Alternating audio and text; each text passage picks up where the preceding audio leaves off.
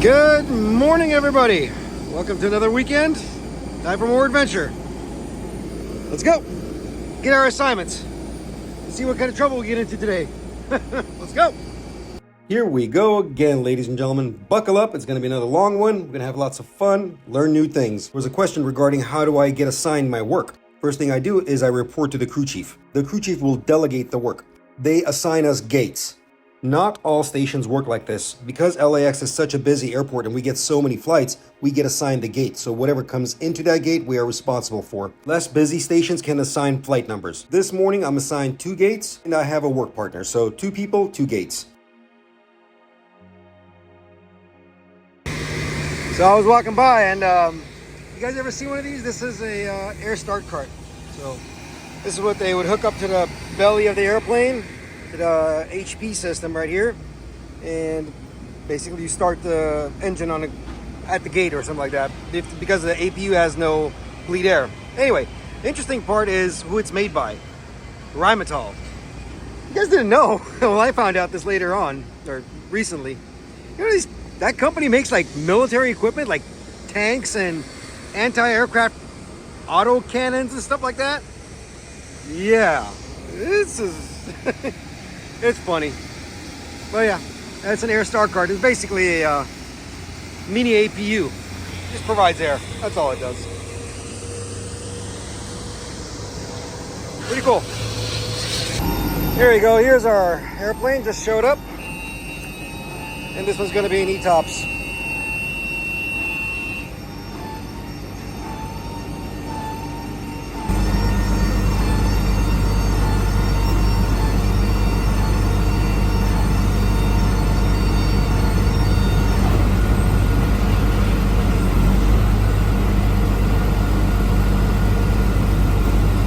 This aircraft was being brought up from the hangar, so it's a partial ETOPS. The bulk of the work has already been done, so we just got to do the final portion of it, which is 3 hours prior to departure. And it's always fun to watch the Goldhofer, the super tugs, bring the airplanes in.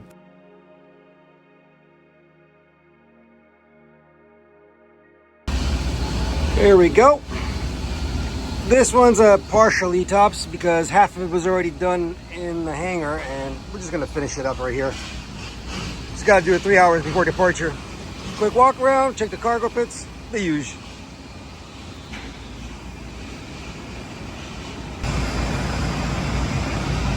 This is the CFM LEAP 1A equipped on the Airbus A340neo, and somebody was asking, what is that little lip at the bottom of the engine? Well, this is a portion of the thrust reverser. The thrust reverser sleeve, I should say. The thrust reverser is deployed, it will articulate back because it's all connected. It's one big piece. And its shape and design is basically for aerodynamics. Don't worry, that's not a leak, just some old residue.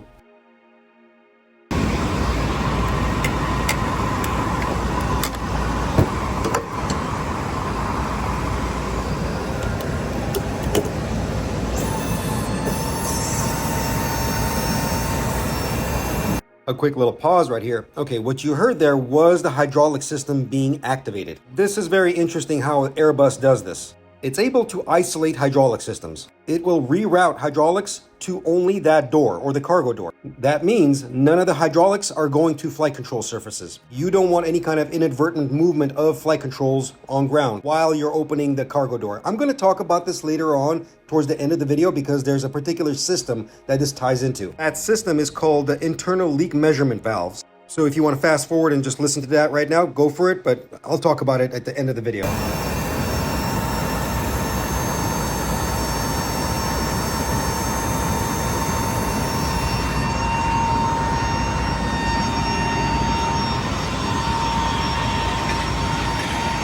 Now, I've shown you guys the cargo pit many times and talked about various amounts of components in here, but one thing I did not show you guys are these, the nets. When they load the cargo or the luggage within these type of cargo pits, they stack them. And once they do stack them, they secure them with this type of net. This is in order to prevent the luggage from sloshing or moving around while aircraft is in flight. Now, you ask yourself, how come they don't have a cargo loading system? Now, this Airbus is not equipped with that, but I have seen videos of other Airbuses with a conveyor belt system. It's just an additional feature that Airbus offers. Matter of fact, here, this is courtesy of a good friend of mine. His handle is avionics_Stan or avionics Stan. You can find him on Instagram. And here's a good example of what that conveyor system looks like within Airbus 320 family.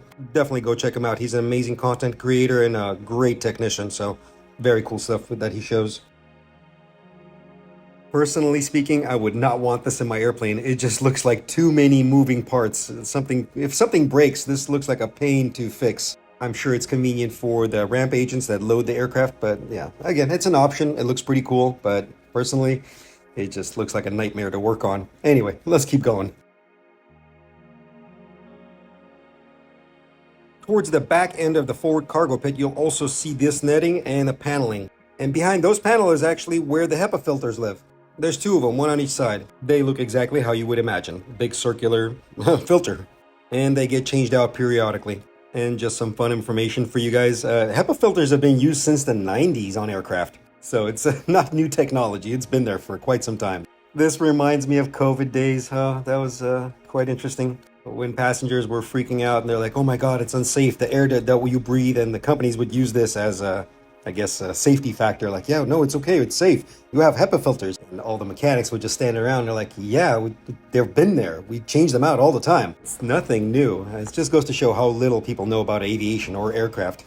Okay, back to the cargo pit. So this little bag right here, we call this PFM, parts for maintenance. It's basically a storage device for transporting any kind of non-hazmat components. For example, let's say I needed a part or some kind of a valve in LAX, but we don't have it in stock, but Phoenix has it in stock. So we call Phoenix and tell them, hey, can you guys load up the part into the cargo? The airplane's on its way to LA anyway, so somebody will put the part within that bin or that bag and send it over to us. The running joke is it says maintenance personnel only. Yeah, that's where they put all bad mechanics. They're gonna put me in there one of these days. Anyway, let's keep going. There you go, my partner's gonna do the inside, and I'll take care of whatever's going on the flight deck. Everything so far, so good. Status, normal. Check the engine oils, hydraulics. She's good to go. Clean bird.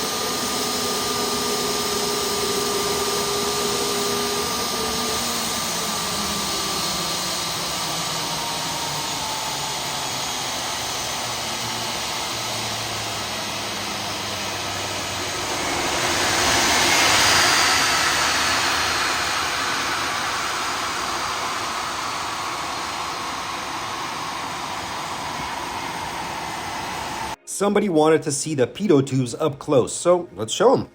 If you didn't know, the pitot tube is part of the pitot static system. It works hand in hand with the static ports as well as the angle of attacks, the AOAs, and the TATs, total air temperatures. All these sensors collect data such as airspeed, altitude, rate of climb, and it feeds it to the air data inertial reference systems, the ADIROs. Little holes on the sides are for drainage. Also, take note of the discoloration of the metal. There's a reason for that, because these sensors are all heated. When you're flying up in altitude, flight level 390, trust me, it gets cold, below 50. You don't want these sensors freezing up. That's the TAT, the total air temperature sensor. But back to what I was saying, you don't want these things freezing up because you want the proper data being fed to the aircraft. Even if one fails, or let's say one freezes up, that's why you have redundancy. You have multiple amount of these sensors. Most aircraft have at least 2 or 3 of these sensors on the aircraft. These right here are the static ports. They are normally flush up against the fuselage, and their purpose is to measure ambient air pressure. This is what feeds your altimeter and vertical speed indicator. The airspeed of the aircraft is fed by the static port and the pitot system. One thing you'll notice is lots of placarding all around these surfaces, especially around these instruments or sensors. I've talked about this before, and these areas are called RVSM critical areas. RVSM standing for Reduced Vertical Separation Minimas, or minimum. The reasoning behind the placards is because those surfaces have to be smooth and clear, no obstruction, no damage. For maintenance and pilots, when we do our walkarounds, we are looking at these areas in more scrutiny. We cannot have any kind of bad data being fed to these sensors just because there's some kind of a deformation or damage all around those areas. So that's why I say it, RVSM critical areas. And if you're wondering what RVSM is actually for, is to allow aircraft to fly in close proximity of each other, 1,000 feet apart or 2,000 feet apart, whether they're going in the same direction or an opposing direction. All right, we're looking good over here. Let's see now, it came in with a nice, beautiful, clean post flight. That's exactly what I like to see. But the number 2 engine starter valve is in op on this one, so we might have to do a manual start, you know, when I turn the starter valve manually. That's later on before it leaves. But otherwise, it's okay. Good to go. It's getting a little hot up here. Got the AC full blast, but let's close the window shades too.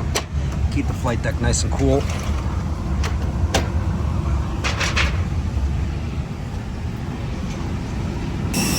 So we've done this a couple of times. I've shown you guys videos on this. The engine starter valve, right here. That's the override. Open that up. I'm gonna put in a 3/8 extension in there and turn. I'm gonna manually open that valve so the engine can get air from the APU. Once it gets enough air, it'll start. Go through the start-up sequence. That's it. They'll let me know when the engine is good to go, and I'll let go of the starter valve. Make sure it's closed and walk away. That's it. Now we just gotta wait. All right, here we go. Ready? That's it, guys. Ready? Keep it going.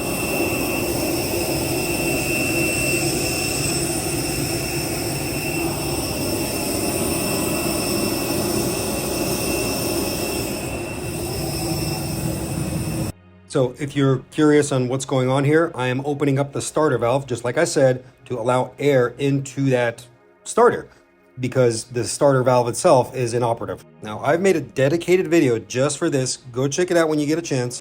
I explain in more detail what's going on. So once again, the starter valve is on MEL. This is legal, minimum equipment list. And to anybody that's worried in case the engine shuts down in flight, how are they going to restart it if the starter valve is not working? Pilots have a procedure for this. Remember, the engine is still freely windmilling. Pilots will follow their procedures within flight, any kind of emergency procedure that is, and they can restart that engine in flight without having that starter valve opened. Pilots who are within the community here, if you guys are watching, you know what? Feel free. Put down your procedures on actually what you do. In case there was an in-flight shutdown and your starter valve is an op, how would you restart that engine? Educate us all. All right, back to the show.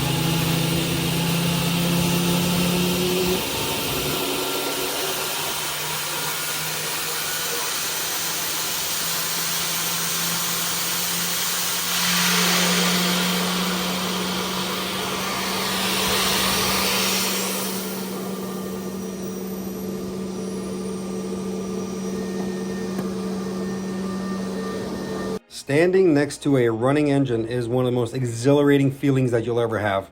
Unadulterated power, just pure power. Everything rumbles, your insides shake, the vibrations resonate up down your spinal cord. It's a feeling like no other. It's a pure adrenaline rush. And notice how I walked away from the engine. I don't go back, I don't go forward, I go away from the engine. I do not want the expensive blender eating me.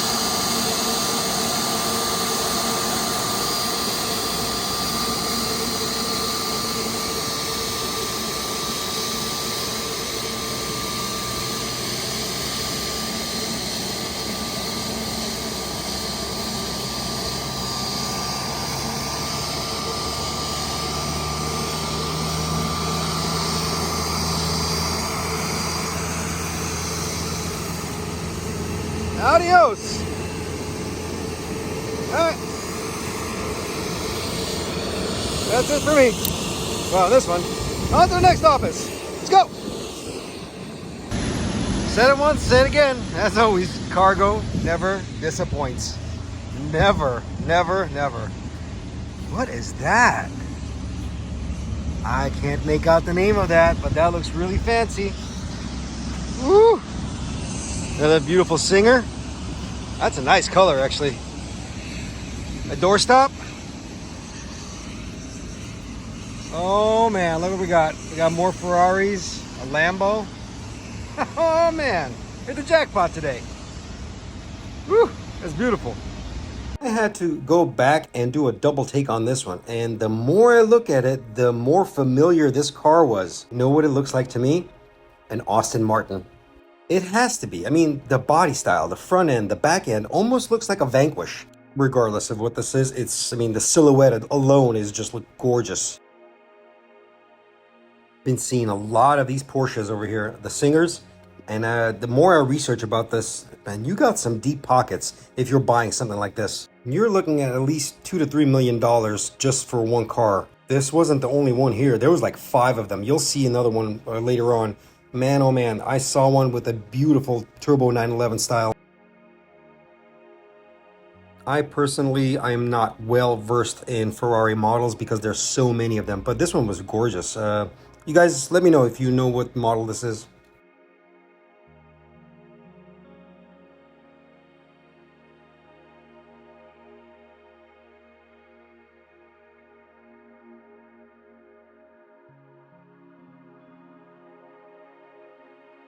A lot of you always ask why they leave the windows open on these cars out here on the ramp. From what I found out is so they won't get themselves locked out.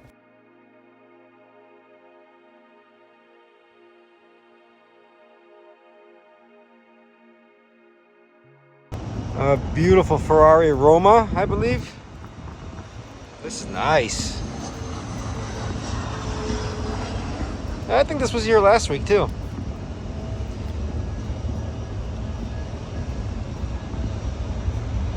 And right next to it, I believe this is a famous person's car right here.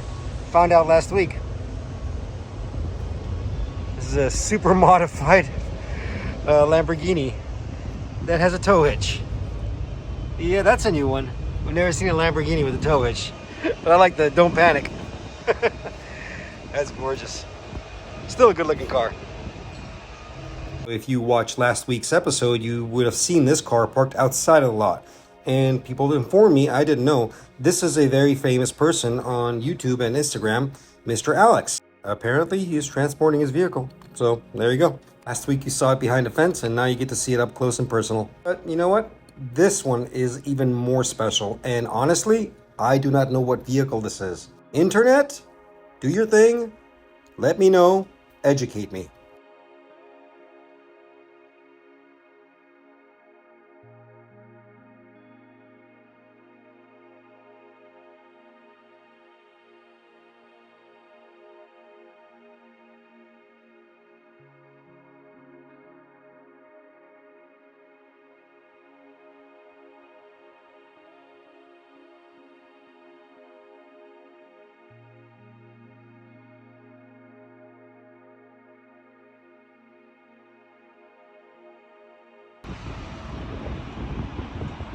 Don't know what it is though. Aw, ouch. Look how the exhaust is. That is so unique. That is very cool.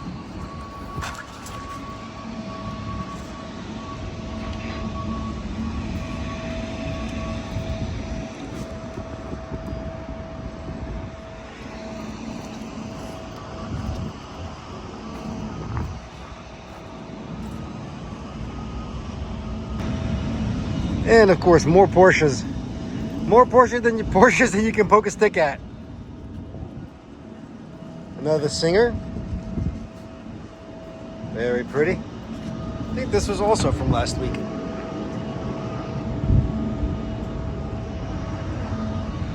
But you got a couple of them over here as well.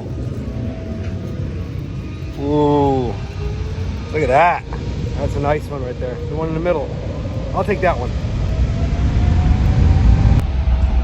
Tell you what, these colors they pick on them. Oh, look at this. Look at this. Do you notice something different? Steering wheel. It's on the other side. Very cool.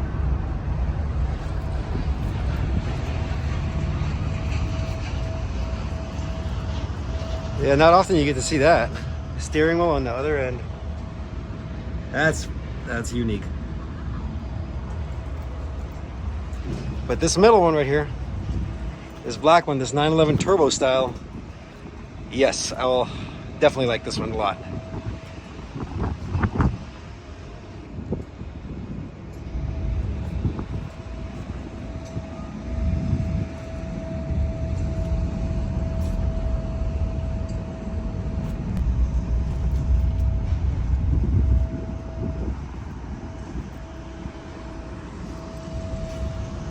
Clean body lines. Man, oh man.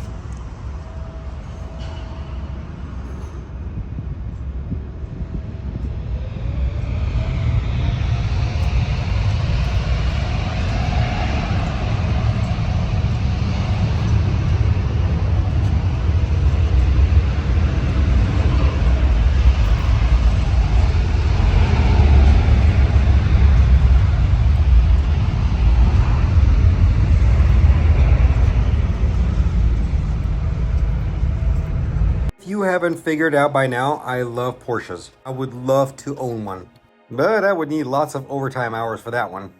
But regardless of that, you'll actually be surprised at what dream car I would actually really want.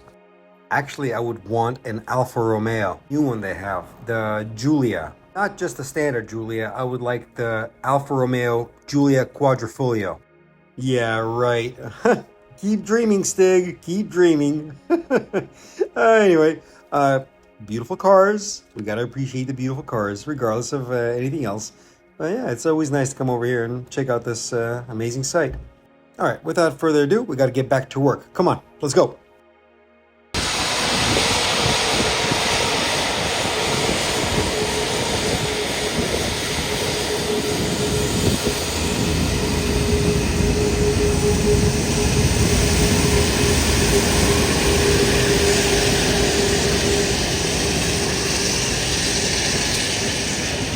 And we're back to work. Back into our 737. This one just came in. Give it a quick little walk around. Everything A-okay. Give it a little bit of love. Why not? There you go. There you go, darling. Let's go.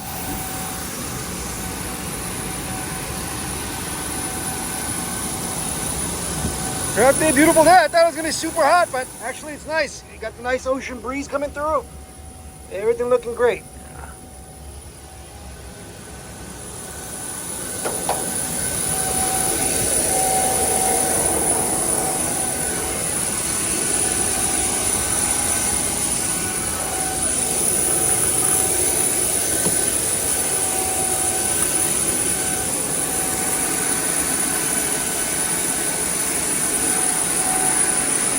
The 737 wheel well always looks like a hot mess. I mean, you walk in there and it's just bam, mind blown, pipes everywhere and mud flaps. I mean, it's hilarious. But believe it or not, it's quite simple. Everything is labeled. It's not a difficult airplane to work. They got them stacked up today. It's back to back to back. Here comes the next one. This one just came in from PVR and going to Austin, I think. Busy day, but fun.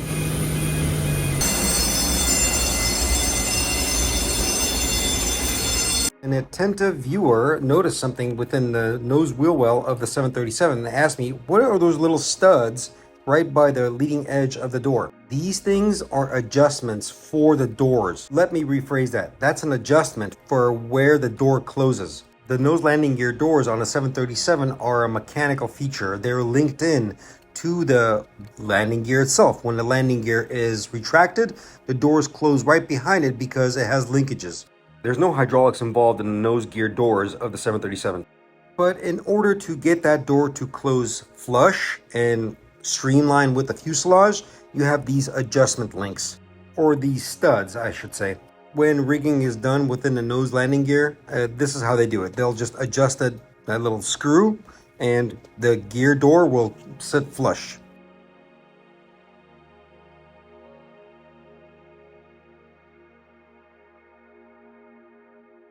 Another happy airplane.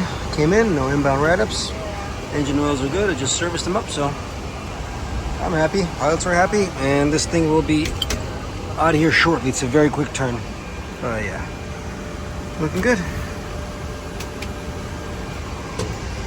Another good question that was asked previously on the overhead panel of the 737 is this panel right here. This is the backup panel for your flight controls. In case you lose primary hydraulic power within the aircraft systems, this panel is there to supplement alternate ways of deploying flaps, spoilers, and various other components within the flight controls.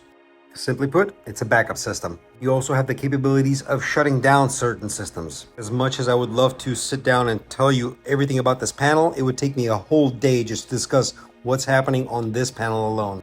I will save that for another day. And back to an Airbus. Busy day today. Go, go, go. Non-stop today. Let's give this one a little bit of oil. Make sure everything's okay. Actually, this one stays overnight, but yeah. Give that a little oil. And wait for the next one. It's all right, it makes the day go by faster. That's good.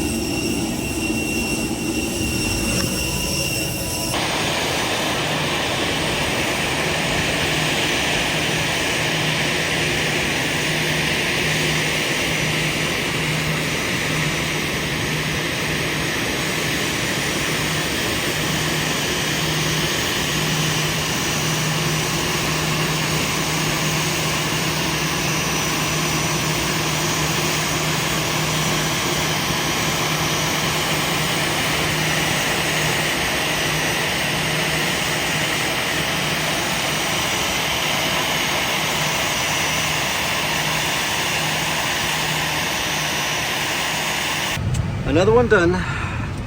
This one just came in. It's gonna get repositioned.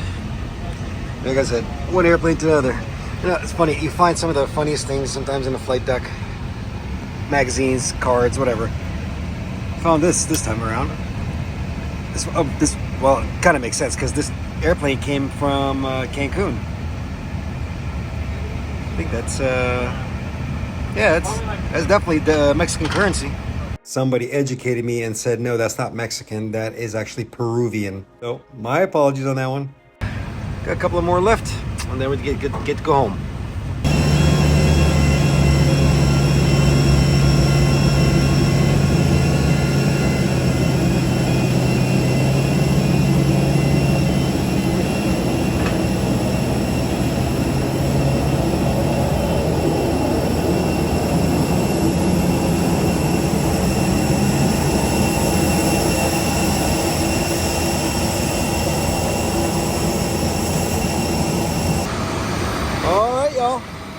That was a fun day. See you guys tomorrow morning. Don't forget the coffee. Later. Okay, let's go. Day 2. We're heading over to International Terminal. We got a 787 that's waiting for us, and we got to get it ready to go to Haneda.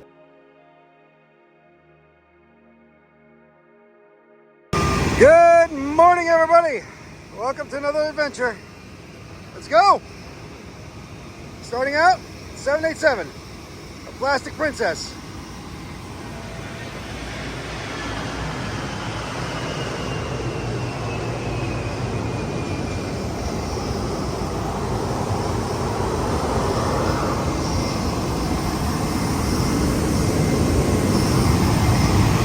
You know, it's quite interesting how the 787 is built, the structure itself. I'm sure I've mentioned this before, but the 787 is about 80% composite by volume. They use something called carbon fiber reinforced plastic, CFRP, and it's all over the place. Fuselage, wings, tails, doors, interior, all over the place. Matter of fact, here we go. This is what it actually looks like on the inside. But composite is not the only thing that's holding this airplane together. If you want to compare it by weight and not by volume that I mentioned earlier, it's actually 50% composite, about 20% aluminum, 15% titanium, 10% steel, and 5% other various materials. The running joke is the 5% is mechanic tears. Oh man, I need to stop with the dad jokes. All right, let's see what else I can show you on this thing. Here's a quick little montage I made for the E&E compartments of the 787. Lots of wiring, all the white stuff on the walls you see there, that's all insulation. Various amount of ducting for cooling of the computers, which is another interesting facet of the 787. It actually uses liquid cooling for keep the temperatures down on all this various components. It's called the PEX system, Power Electronic Cooling System. Combine that with a bunch of blower fans and it keeps the equipment bay and all the computers nice and frosty.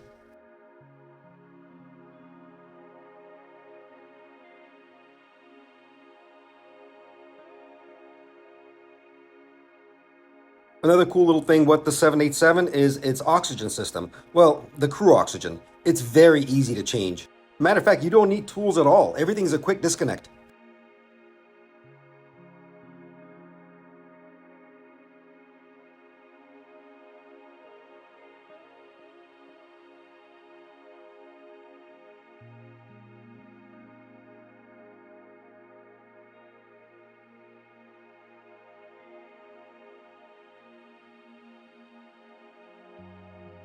Okay, I lied. You might need your Leatherman to cut the copper witness wire. That's about it, though.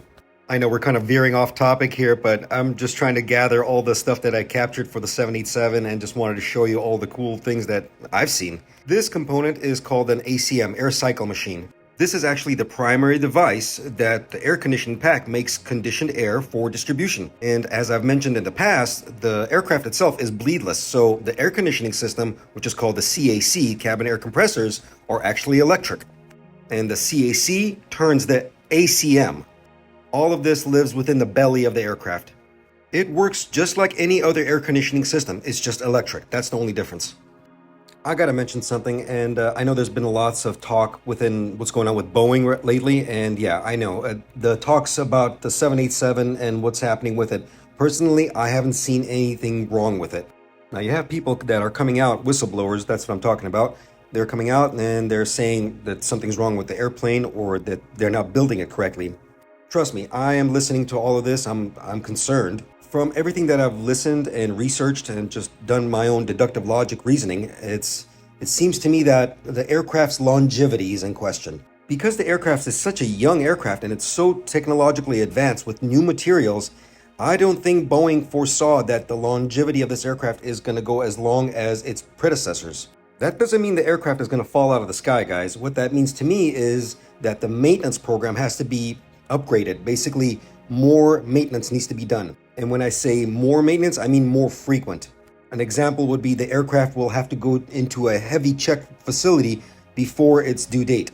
And don't get me started on the CEO's yearly paycheck. $32.8 million? Are you kidding me, dude? Share the wealth with your employees, buddy. Trust me, it'll help. In any case, I'm done. I'm done with that yap session. Let's keep on going. We still got more to do. Crew quarters on a 787. Let's see. They reported one of these a little bit loose and everything looks good to go. Just needed an adjustment.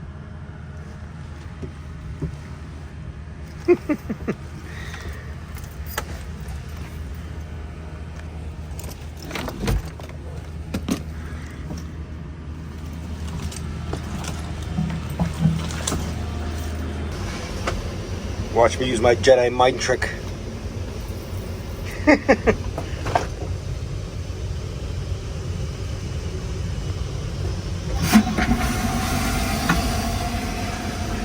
The force is strong with me. No, I'm just joking.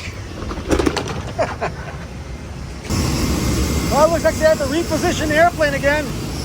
Went from international back to domestic. They keep moving these airplanes around. The schedule changes all the time. It's all right. We're almost done with this thing.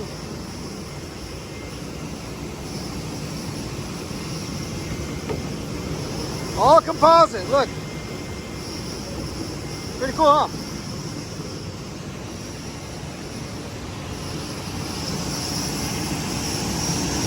Boeing fasteners have been upgraded on the 787 to this. On the 787, it's all torque fasteners. If you compare this to older generation Boeing aircraft, such as anything else basically, they're all Phillips heads. It's kind of interesting. Most people are surprised that aircraft use Phillips heads because that was the standard back in the days. That's how they built aircraft back in the days, especially for the paneling. Airbus takes a little bit different stance on this one. I'll show you later on.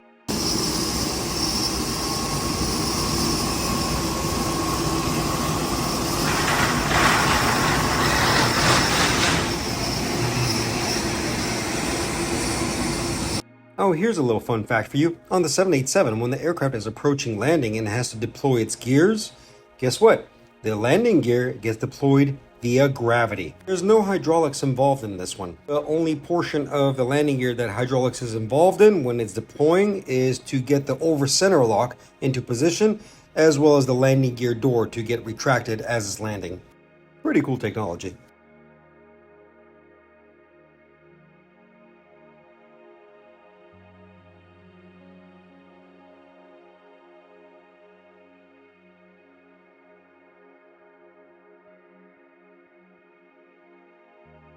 We had one little write-up, which was the forward galley coffee maker.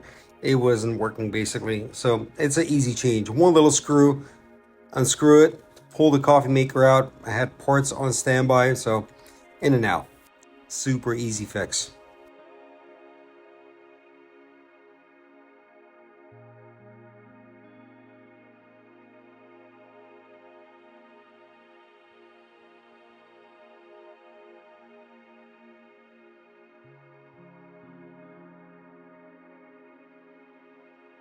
And here's what it looks like behind that coffee maker. That's a water filter. Another happy airplane, ready to go to Haneda. Beautiful. On to the next office.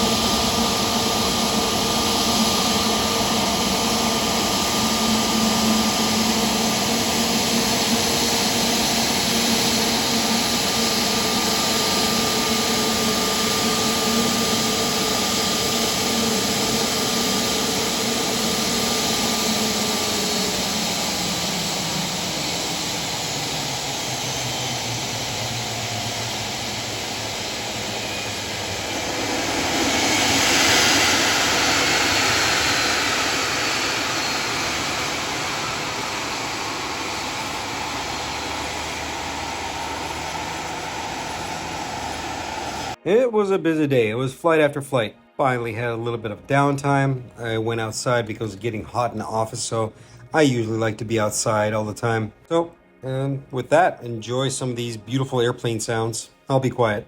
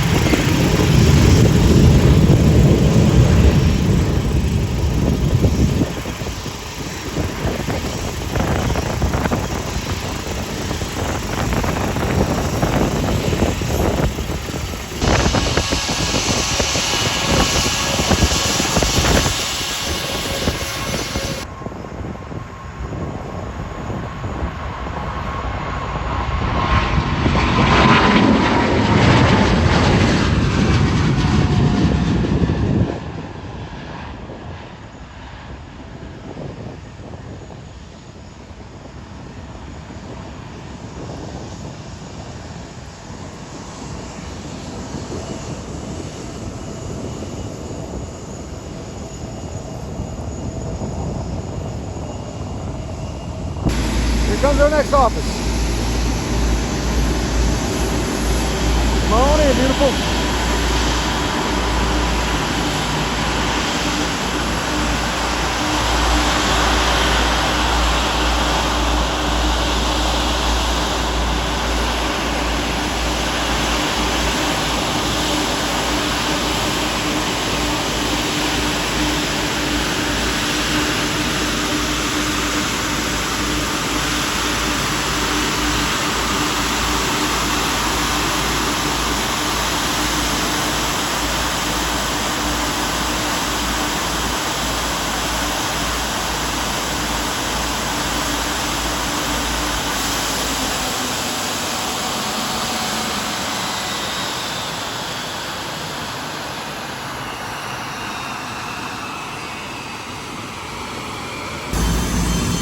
Beautiful Rolls Royce. I was gonna give it a couple of minutes here, let it spin down, and I'll go up there and oil it. No big deal. In the meantime, do a quick little walk.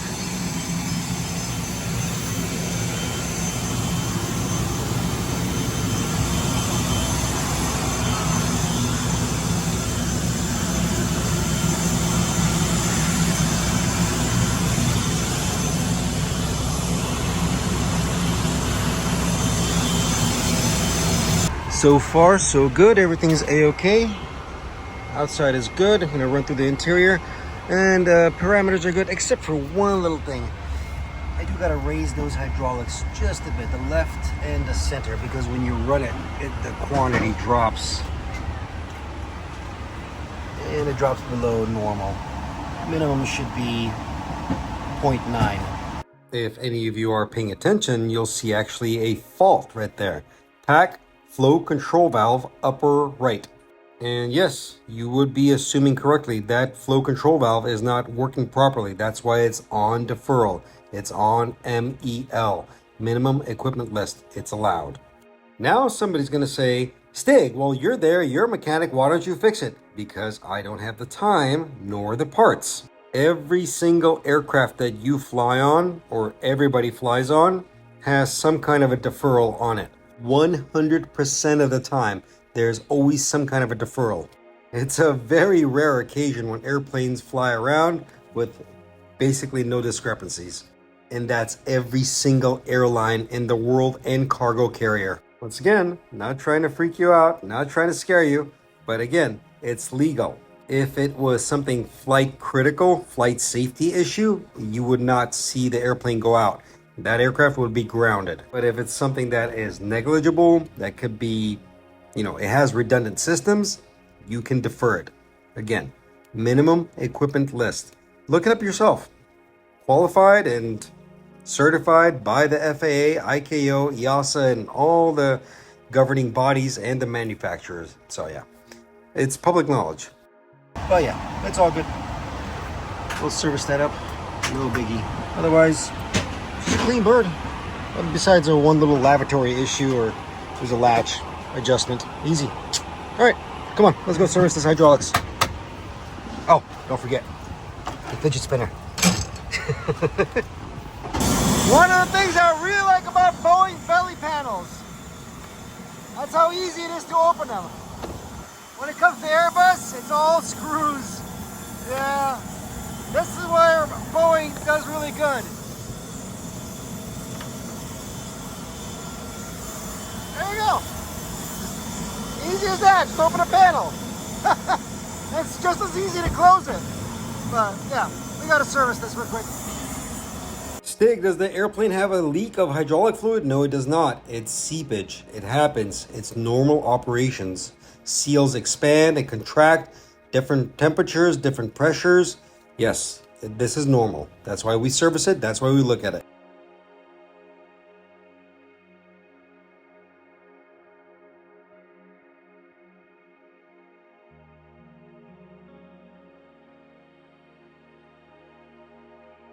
I spy with my little eye a unicorn.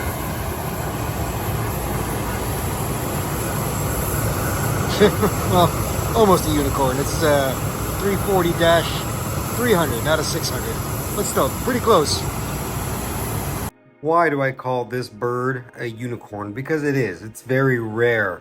The 340s are slowly coming to the end of their life cycle. Not many carriers fly this aircraft. But here's an interesting fact for you about the 340. Well, the Airbus A340. Did you know that the A340 actually starts its life out as an Airbus A330? You see, during manufacturing of this aircraft, it is completely the same. The A330 and the A340 have the same fuselage. Now, at the midpoint of building that aircraft, the carrier, whoever is buying the aircraft, has the option to swap out the type of aircraft they want. Let's say if I was buying a 330 and all of a sudden I change my mind, I say, no, you know what, I think I want a 340. Halfway through the process of manufacturing of the aircraft, the manufacturer, Airbus obviously, can say, okay, no problem, we will add the additional center gear and the 2 additional engines and make the aircraft longer. So yeah, it's pretty interesting. 340s are born 330s. They're just modified. And to any of you that are wondering, yes, I have my 330 rating. This is why I know this. We used to have them in our fleet, but they're all decommissioned. I really miss that airplane. I really love that one.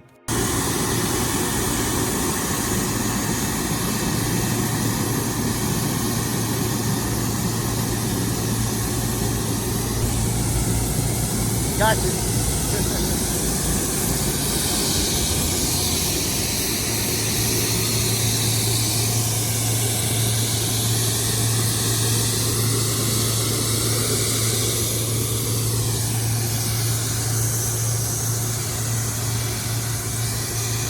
All right, we are all done. ETOPS is completed. There's the logbook. Hydraulics are nice and topped off. Everything's good to go. This is one happy airplane. It's ready to fly. Oh, don't forget the fidget spinner. Make sure that's working. Anyway, let's go. Okay, so here's an Airbus. I want to show you guys a comparison. I showed you guys the belly panel on the Boeing, the 777. Well, here's what it looks like. The belly panels on the Airbus. It's all screws, all of them. Except for certain things, you know, access panels like this, you know, it has access panels, but majority of it, let's say if you want to get to the pack system, you have to take the whole panel off and they're all screws. And what they look like behind those screws is like this. There's a little barrel unit right there. I'll show you in a second here. I'll take it apart and show you what the screw looks like. It's actually an interesting design. But yeah, it's a bit of a more pain, but not too bad. And then, you know, obviously their proprietary design of screw. Those looking things. All right, let me take this apart. I'll show you. All right, let's see if I can make this work. All right, so there's the screw. There's the barrel.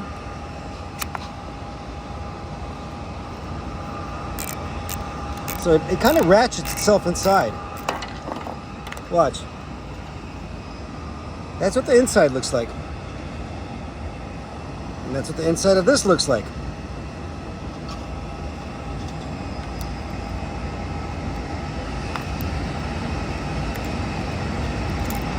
Come on.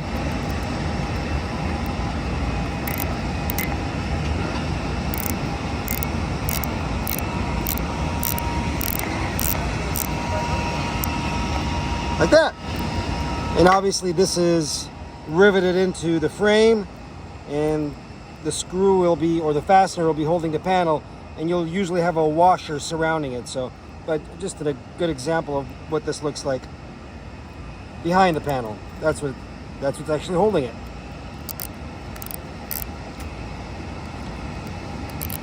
It's actually a really nice, clever design. It's pretty cool to see it, the engineering behind it. But the downside to this is if that screw breaks off, or the internal portions get damaged, there's no way to drill it out or use an easy out to get the remnants of whatever's in there. You can do that with a conventional screw or a fastener, but you can't do it with this one. Once it breaks, that means you got the whole panel has to come down, and you got to change that barrel out. So yeah, it's pluses and minuses, but still a pretty cool design. Also, on a side note, guys, panels don't hold airplanes together. They're not for structural purpose. They're there to cover certain components up. Just giving you a heads up in case you see a loose or missing screws.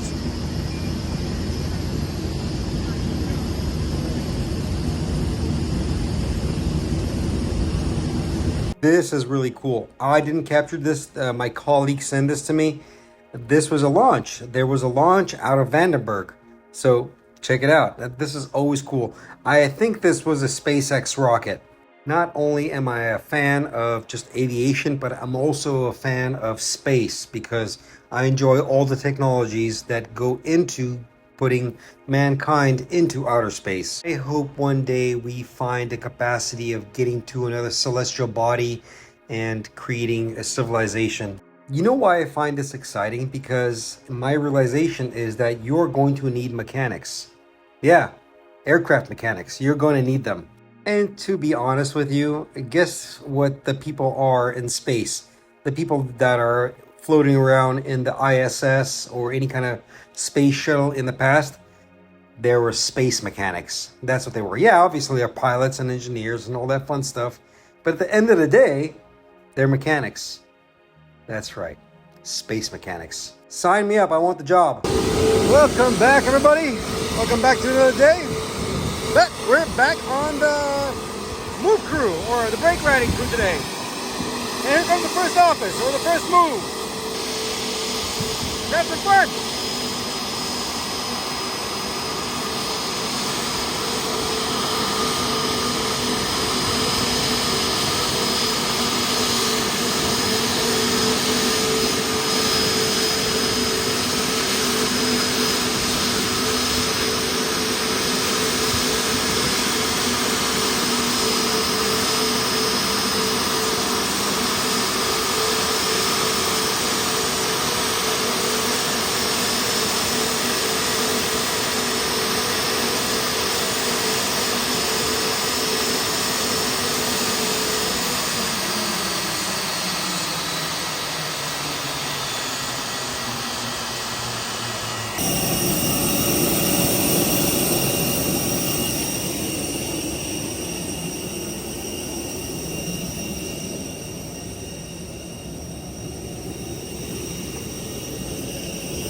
Quick little walk around, make sure everything's A-okay.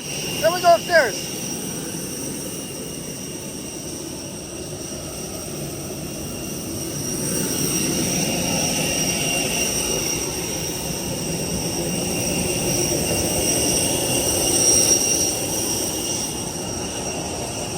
Here we go. Okay, I'm on the brake riding crew, much like a couple of shifts prior, if you guys have seen it.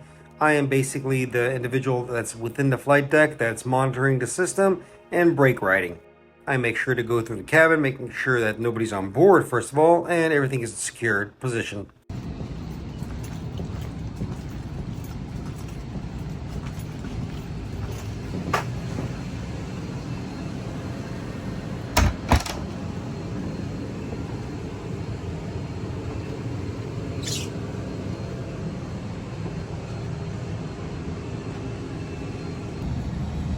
Just walking through the cabin, and man, I tell you what, I don't know why people do this.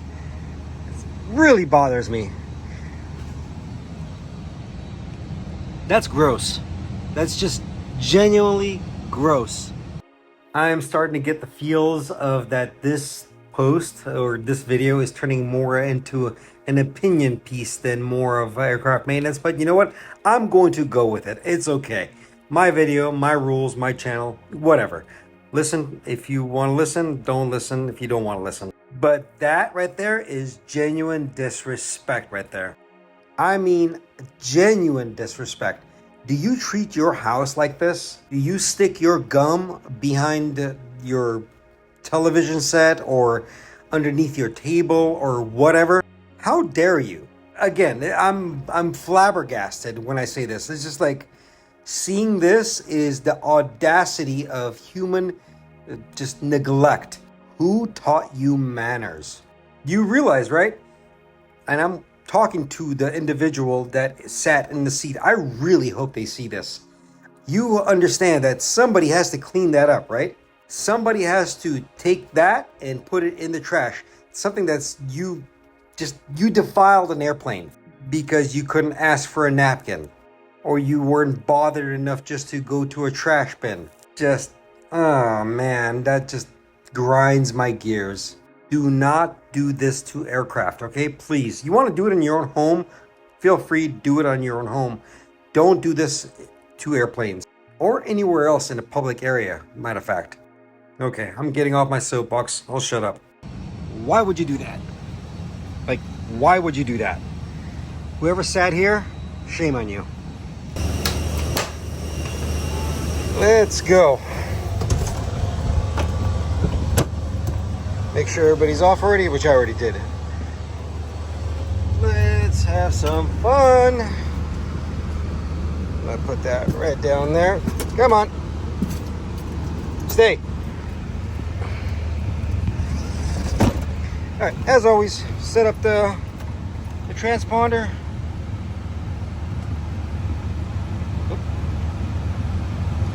There you go. And yeah. Disconnect the external power. We don't need it. We just gotta wait for somebody to pull the jet bridge power. We're on APU power right now. Otherwise, transponder is all set up, and then we'll get on frequency and work our magic here. Fun. Should be a nice day. Let's see now. So there was an inbound write-up on this one. The thing is, the airplane is staying overnight, but it's all right. It's okay to take a look at it. Give the guys on night shift a heads up. So FO reported that they couldn't move their seat, so their forward and back function is working, but there it is. The up and down electricals. Oh, it's intermittent. Probably the motor going out, or maybe the switch. So there's a little circuit breaker down here. You can pull to try to see if you can reset it. It's right. I don't know if you can see it or not. Right there.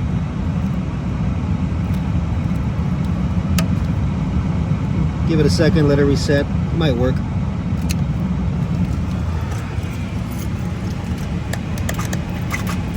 Yeah, it's not happening. Oh well. Yeah, it's intermittent. Yeah, I'll let them know. Otherwise, we're waiting for the tow team. They'll be down there soon. There's actually another 2 circuit breakers right here. Seat controls right here. Let's try this one too. Give it a reset.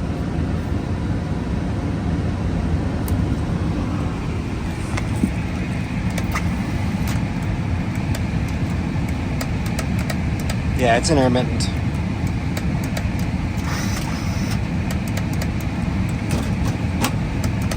Yeah, all right. It's okay though. It's ME-able. They still have manual functions, so they can still move the seat around. That's what matters. So up and down.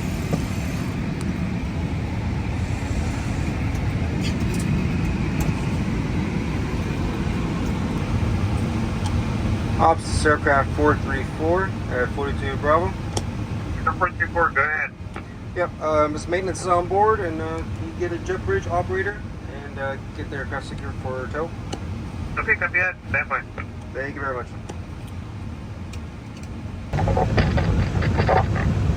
Where's the flight deck? Flight deck to ground. Yeah, okay, we all set down here. Go ahead and finish quick. All right, are we clear for hydraulics? Yes, sir. All right, give me a second. Okay.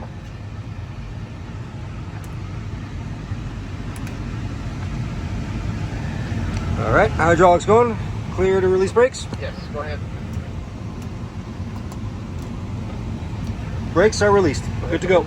Copy, thank you. Why did I ask clearance for hydraulics? Well, hydraulics are responsible for any kind of flight control movement, steering, and also braking. It's always good practice to, well, not practice, it's part of the checklist. You need to ask the ground personnel to activate hydraulics. Now, why do I need hydraulics? Well, hydraulics are necessary when the aircraft is being moved because I need brake power. Brakes on aircraft work off of hydraulics, especially in this one. If there was a malfunction within the tug that is moving me around, I need to apply the brakes. To apply the brakes, you need hydraulic power.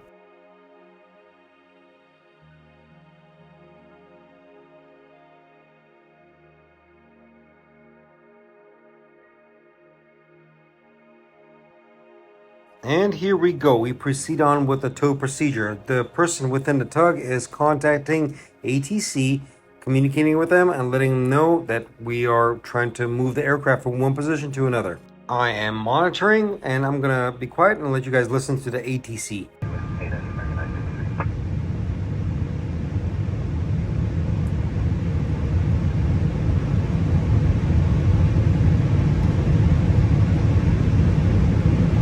Ground Scout 4786, top of Charlie 6, Tango ready to taxi. It's 4786 Los Angeles ground, runway 25 right, taxi via Bravo. 25 right via Bravo, Skywest 4786.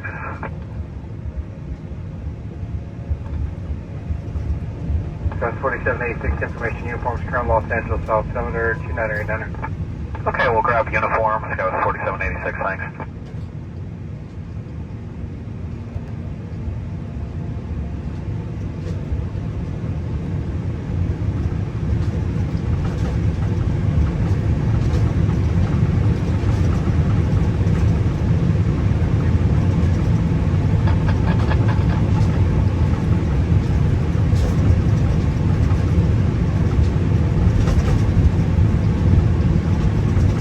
Ground United 76 Alpha Heavy, pushing tow to Charlie 3. United 76 Alpha Heavy, Los Angeles ground, wait for an American undertow that push on Charlie, tail to the west. Push on Charlie, tail west after American, behind us United 76 Alpha Heavy, thank you. Alright, last look 27, top of Charlie 7 alley, ready to taxi with uniform. Alaska 1127 Los Angeles ground, 25 right, hold short of Charlie.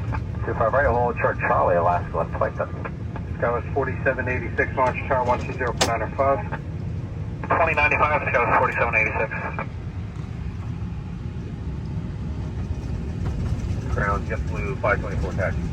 Blue 524, runway 25 right, taxi via Charlie 8, hold short of Bravo.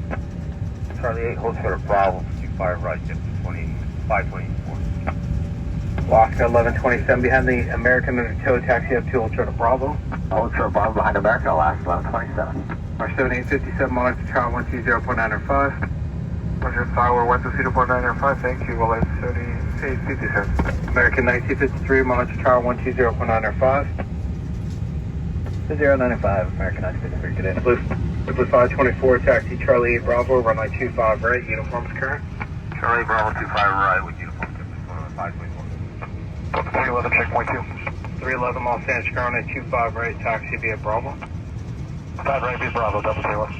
Oscar 1127 behind American, taxi via Bravo, and 25 right.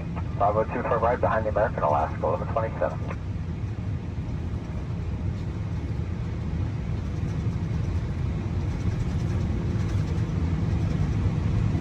Hey, ground Delta 311. 311 go. Yeah, we're going to work a maintenance issue here. Where would you like us to stop? Delta 311, do you want to stop over there or closer to the runway? We can stop here if that works for you. I need to move you from that particular spot. So taxi, left turn on taxiway Bravo, hold short of Lima for now. Bravo, short Lima, Delta 206. So they go on Montana 204 for approach checkpoint 3 holding short Charlie. 204, Super Los Angeles ground taxi via Charlie, Lima, hold short of Kilo 1. Taxi via Charlie, Lima, holding short of Kilo 1, Montana 204. Roger, 2019, we're holding short Charlie 7, current information.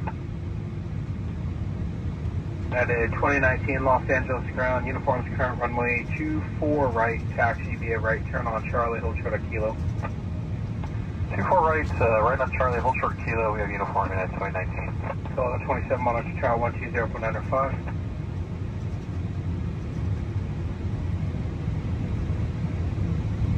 LA ground United 74 Heavy at top of Charlie 6, requesting total Charlie 3.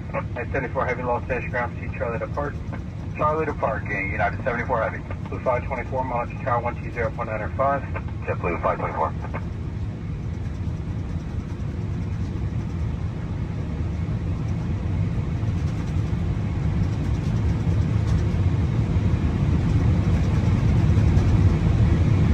I know, not very exciting. Just as exciting as watching grass grow, but you know, that's part of the job. We got the aircraft in our parking position, and the aircraft is going to overnight, and maintenance is going to be performed on this particular one.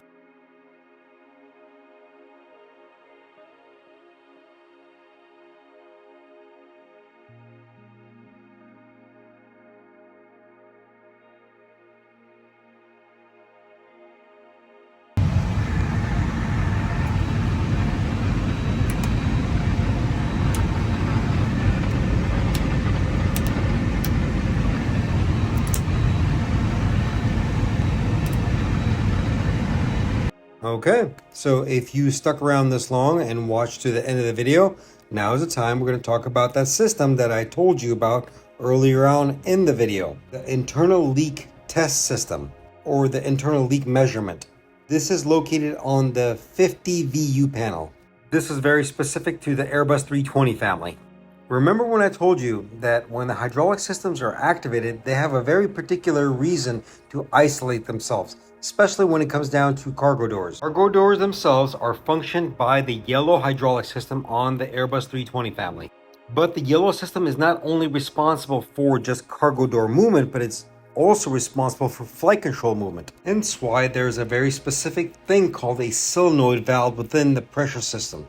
It isolates the system, making sure that nothing else moves besides the cargo doors. But the solenoid also functions within the leak measurement. And it's not only within the yellow system, it's also within the green and the blue system, as well as the PTU manifold. Okay, stick with me here. I'm going to get very technical on this one. The leak measurement solenoid valve has a very particular job where it sends fluid to particular portions of the aircraft. The valve itself is always on an automatic function, so it will just do its job. It will route hydraulic fluid, whether it be green, blue, or yellow, whichever hydraulic system we're talking about, and it will route the fluid to the right wing, the left wing, or the rear of the aircraft, or rear section, which is elevator, rudder, things like this. Valve itself has two settings, energized and de-energized. I'm going to use the green system right here as an example. The valve in question is installed on the high pressure side of the circuit of the applicable system. In normal operations, when you have hydraulics running and you have pressure, the solenoid is de-energized.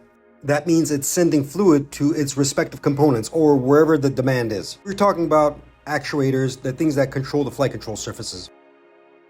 Now let's go back to the panel itself, the push buttons.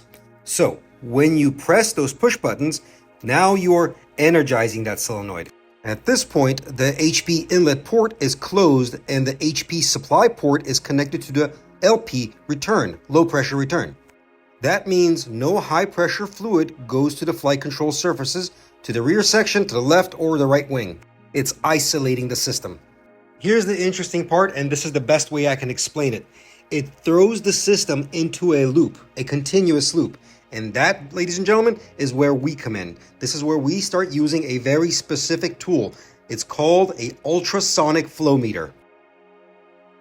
This tool will be attached to the high pressure system or the high pressure line, and it will measure the internal flow of the hydraulic fluid.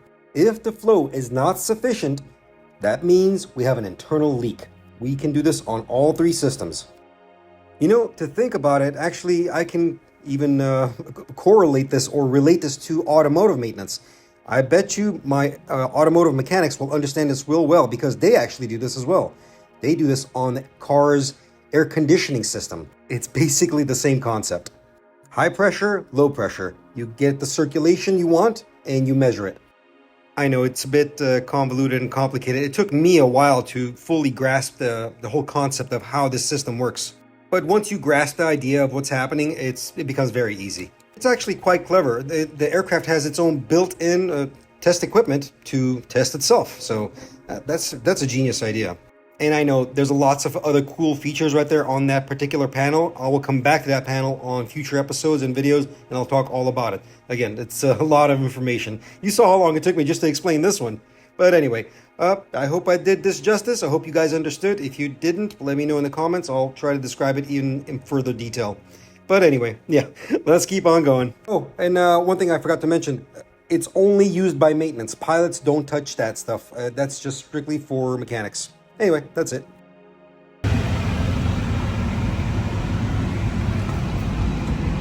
All right, that's the first one. Let's shut her down. Everything is in correct position. There you go.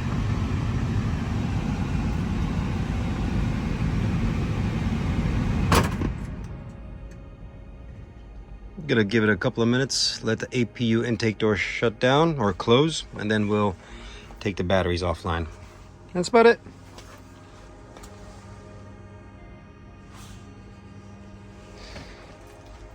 Next officer.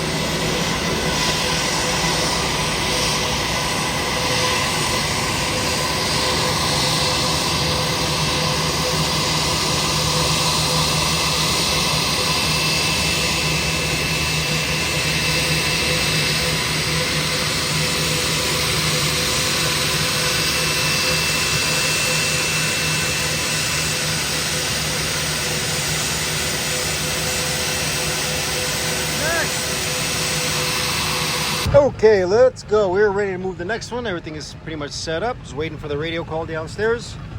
Tug is already hooked up. Jumper just pulled. Let's go.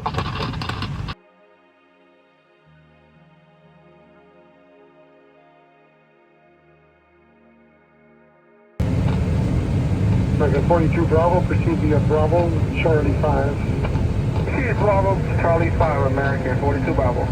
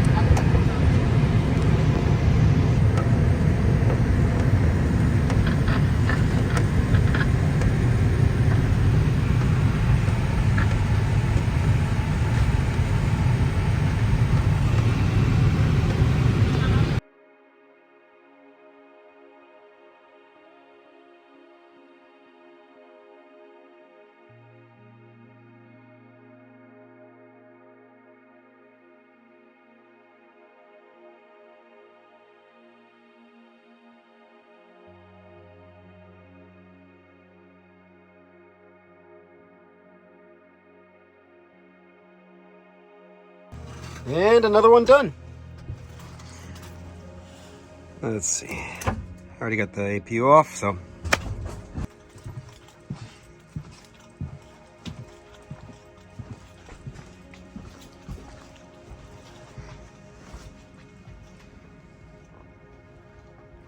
And our last one right here. Let's see. Do a quick little walk around before we go upstairs, set it up, and get this on its way.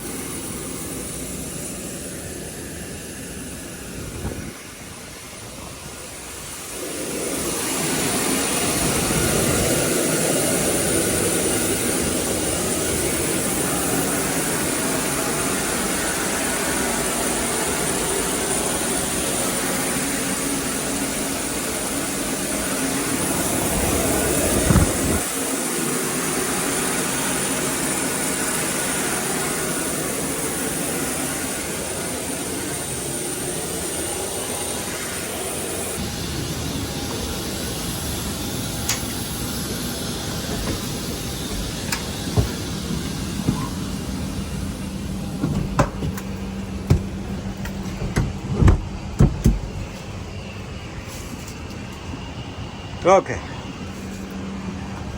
Let's get this one set up.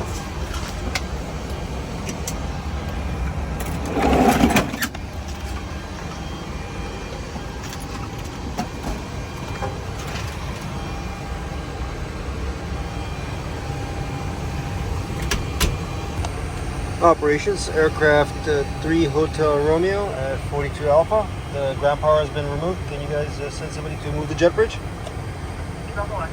Thank you very much. Good. Flight deck here. All right, you all set? Yeah. Are we clear for hydraulics? Yeah, go ahead. All right. Give me 1 second.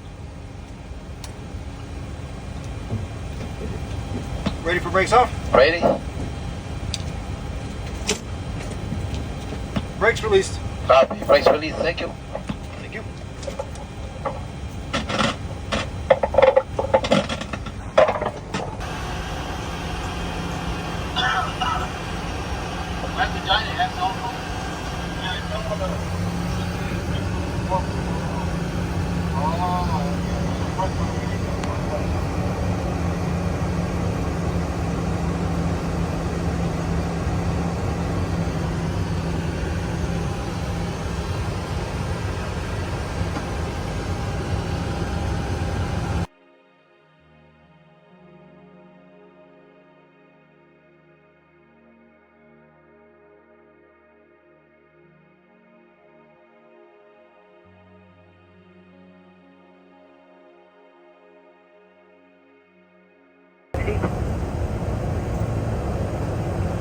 Customer 318, runway 248, taxi Charlie, hold short of taxiway Kilo.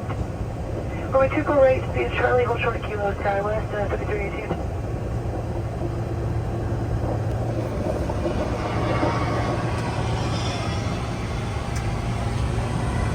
Ground Delta 34 Heavy, top of Wamu, request tow up to the gate. 34 Able Hotel Ground, Roger behind United, proceed Bravo, November North Route. CFB United, receive Bravo, November to Delta 34 Heavy. The 38, give way to company Heavy out of Wama before you turn on the Alpha, or before you turn on the Yankee. Give way to company out of Wama, Delta 38. Sparewind 1301, are you cleared in after this one out? Yes, we are. Back to the ramp, as able, Sparewind 1301. Rapid Able, Sparewind 1301. 6197 for Juliet here.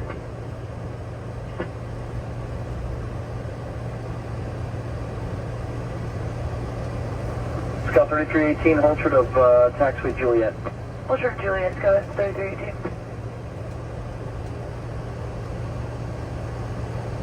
JetBlue 131, ground taxi, right turn Bravo, Charlie 9. JetBlue 131 is clear at 25 right for gate 57. JetBlue 131, ground taxi, right turn Bravo, Charlie 9. Right on Bravo, Charlie 9 to the gate, JetBlue 131. American 960, ground taxi, Bravo, Charlie 9. Bravo, Charlie 9 to the gate, American 960. They're on Alaska 1111, area taxi. And hold short of Kilo again. That was blocked. Customer 318, continue now, hold short of Kilo. Continue, hold short of Kilo, SkyWest, 7318. Who blocked me? They're on Alaska 1111, area taxi. That's 1111, 24 right, taxi via Charlie, hold short of Charlie 9. Charlie, hold short, Charlie 924 on Alaska 1111. Alaska 1111, I just Yankee current, yeah, that is Yankee. We have Yankee Alaska 1111.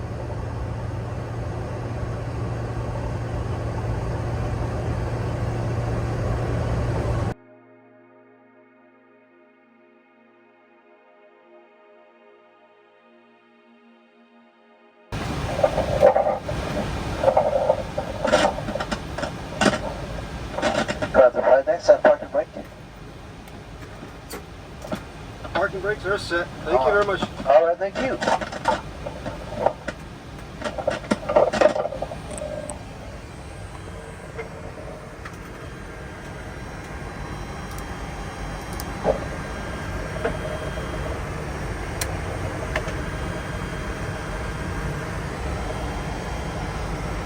And that's about it. Ha, easy. The seatbelt sign is on. Please be seated and fasten.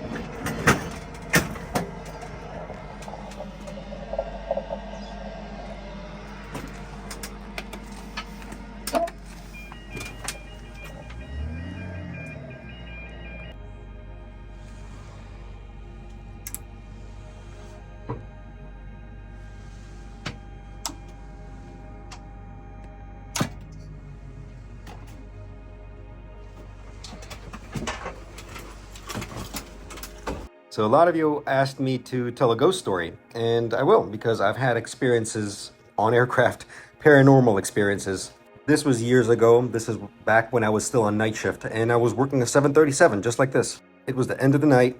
We were finishing up, and I was just going to do a final walkthrough, making sure everything's okay. Power had been shut down, the lights were off, it's all dark inside, and all of a sudden I hear something in the aft galley. So I think to myself, oh, I hope we didn't leave anybody in the airplane because I'm about to pull the air stairs away. So I go and investigate. As I'm walking towards the back of the airplane to the aft galley, I'm hearing footsteps, besides my own. So I start calling out. I say, hey, is anybody there? No answer, obviously. I walk to the aft galley, look around, and all of a sudden I hear footsteps in the forward now. At this point, I'm thinking the guys down at the shop are up here and trying to mess with me and scare me, but no, nobody was here. As I started walking back forward, all of a sudden the aft portion of the aircraft got very cold. And mind you, this is in the middle of July. And now the footsteps are right behind me again and slowly creeping up on me, as if somebody is walking right behind me. Steps got louder and louder. Man, I started freaking out. I panicked, ran to that door. As soon as I touched that door, the footsteps went away and the cold went away. That was definitely a spirit, that's for sure. Later on, I found out that particular aircraft, somebody had passed away on it. When I asked my coworkers and I said, have you guys ever experienced this on this airplane? And they all said yes. Whoever passed away on board on that airplane, their soul, their energy got imprinted onto that airplane. I guess it just never left. It just sticks with that airplane. Ghosts are very much real. And all I can say is just walk away. Give them the respect, give them the space, and just walk away. That's why I always say, I don't bother you, you don't bother me. Just let me do my job. Yeah, that was one of my experiences. It was definitely bone chilling, that's for sure.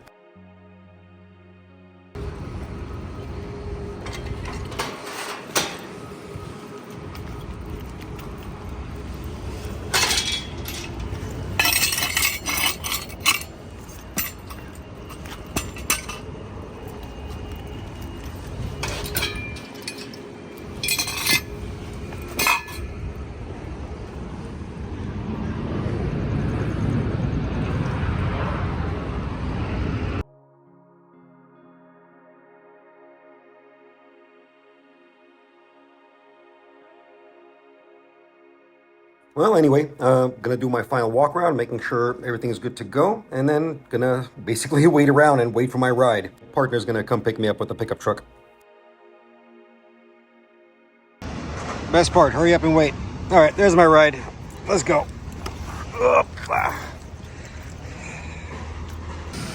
Well, boys and girls, another beautiful end to another beautiful day.